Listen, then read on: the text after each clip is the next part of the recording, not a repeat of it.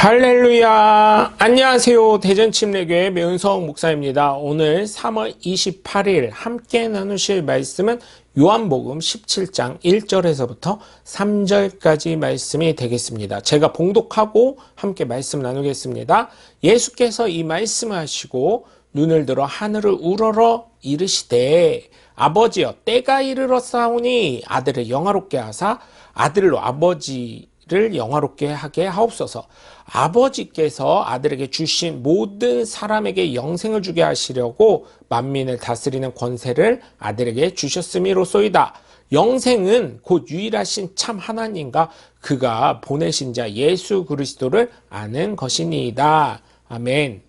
예수님을 믿는 이유는 다른 것이 아닙니다. 결론적으로 말하자면 하나님 나라, 즉 천국을 가려고 하는 것입니다. 다른 말로는 영원한 생명인 영생을 소유하기 위한 것이죠. 결국은 나를 위해서 예수 그리스도를 믿는 것입니다. 그래서 잘 믿어야 되는 거예요. 투자하는 것이기 때문에. 솔직하게 저도 안 죽어봐서 모릅니다. 하지만 저는 하나님의 나라, 즉 천국과 지옥이 있음을 믿어집니다. 예수님이 나의 구세주가 되심을 믿고요. 성령이 내 안에 좌정하고 계시고 살아계신 하나님은 나의 기도를 듣고 응답하신다는 것을 믿고 있습니다. 저는 예수님의 복음과 말씀을 하나님께서 저에게 깨닫게 하신 대로 또한 전하고 있습니다.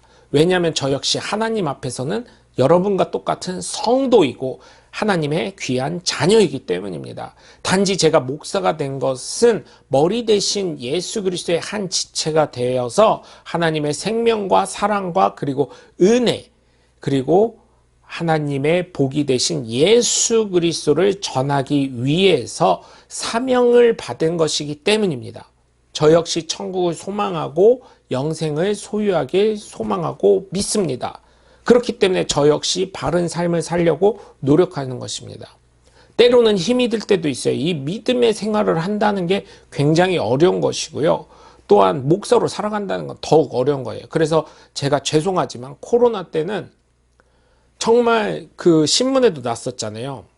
예수 믿는 사람이 밥 먹기 전에 기도했다가 밥 안 먹어요, 돈 안 받아요, 나가세요 해서 쫓겨났다는 얘기 듣고 간혹, 물론 그때는 식당도 많이 안 갔지만 약속도 거의 안 잡았지만 그때 어떻게 했냐면 성도님들이랑 약속이 있어서 뭐 한 가정 정도 만날 때가 있었는데요. 그럴 때 이제 목사님이라고 하면 쫓겨날지도 모르니까 우리 그냥 목사님이라고 안 했으면 좋겠다는 얘기들을 막 이렇게 돌아갔었던 얘기들이 있었거든요. 그래서 그때는 사실은 그러면서 제가 회개를 했어요. 하나님, 이 땅에서 예수 그리스도를 인정하지 않으면 하나님 보좌 앞에서 저를 인정하지 않는다고 하셨는데 제가 그랬군요. 용서해 주시옵소서 하고 기도했지만 사실 위축됐던 건 사실입니다. 왜냐하면 목사이고 예수 믿는 사람이 그 당시에는 손가락질 받던 시대이기 때문에 굉장히 위축이 됐었어요. 그래서 때로는 힘이 들고 괴로울 때도 있지만 예수 그리스도의 권세에 순종하며 참 지식이자 지혜의 근원이 되시는 하나님과 예수 그리스도를 믿음으로 나에게 주신 성령님의 인도하심을 받으며 살면서 예수 그리스도를 믿는 믿음의 사람으로 하나님의 자녀로 부활하셨으며 지금도 살아 역사하시는 예수님의 증인으로 살아가려고 부단히 노력하며 몸부림치고 있는 것입니다.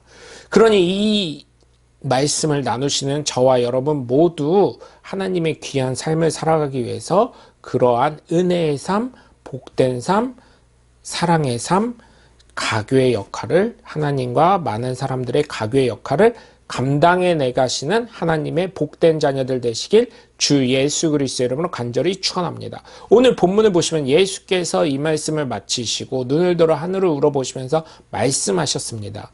아버지, 때가 됐습니다. 아버지의 아들의 영광되게 하셔서 아들이 아버지께 영광을 돌리게 하시옵소서 하시면서 아버지께서는 아들에게 모든 사람을 다스리는 권세를 주셨습니다. 그것은 아들로 하여금 아버지께서 그에게 주신 모든 사람에게 영생을 주려는 것입니다.